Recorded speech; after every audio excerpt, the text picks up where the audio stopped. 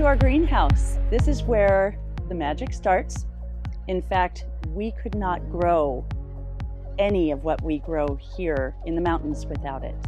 To your left is an assortment of our larger containers filled with soil, getting ready for starting plants inside. To your left is all of the starter containers filled with soil awaiting the seeds. We start everything in here from our blackberries and strawberries to corn, beans, kohlrabi, dill, sunflowers, nasturtiums, peas, and onions to garlic and leeks. We store so much of what's used on this farm, including our honey equipment, our beehives, more strawberries awaiting planting. Let's see, we have tons of containers that come with the greenhouse. Half gallons, gallons, 3 inchers, 5 inchers, everything. We store, during the winter, all of our farm tools in here, including our shovels, hoes, rakes. We also store our drip irrigation main lines and tape. So I'll show you that. These also come with the farm. This is our main line, of which we have enough to cover the entire 2 farm fields, the east side and the west side. And if you look over here, in the bins under the work table, we store labeled our drip lines, our drip tape, and there is enough to cover every single row and aisle on the whole farm. The greenhouse is 20 by 36 and is capable of producing thousands and thousands of dollars worth of produce alone in here.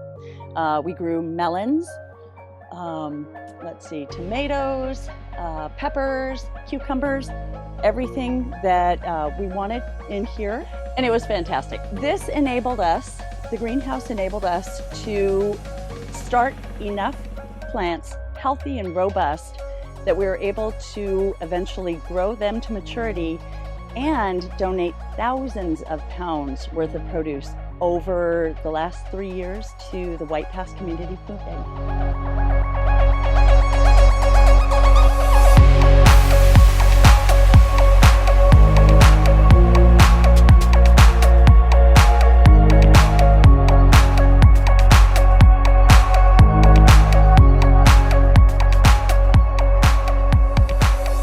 So to your left, you'll see our obsidian thornless blackberries.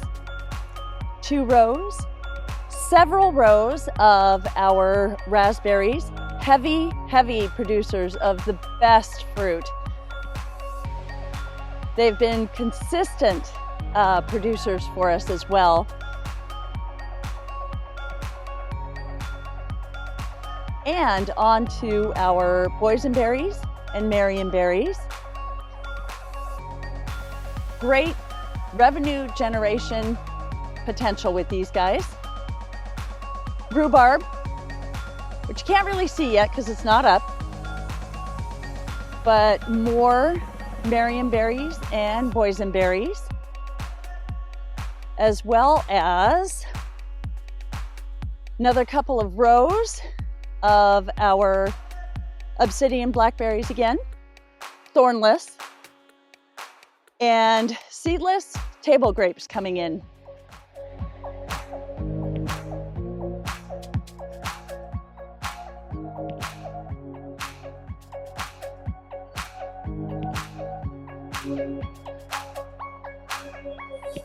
Hi, I'm Mark, and these are our hardworking bees.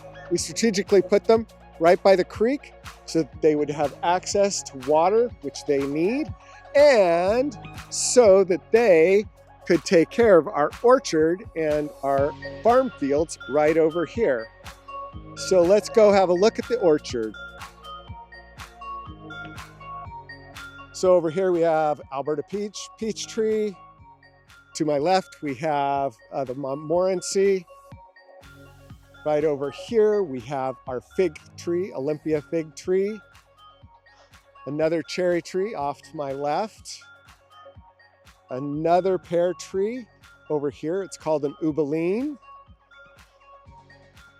Now back off to my left, we have another peach tree that we just planted. Another pear tree.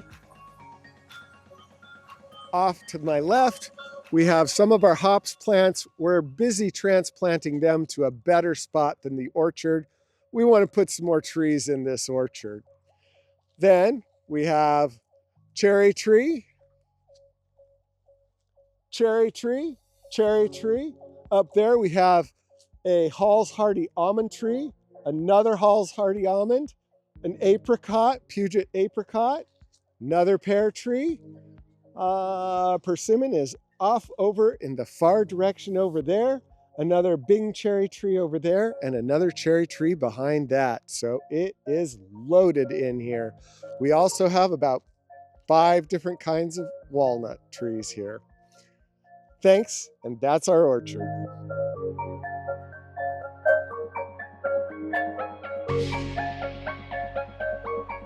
Hi, I'm back again, and we're in the wine grape vineyard.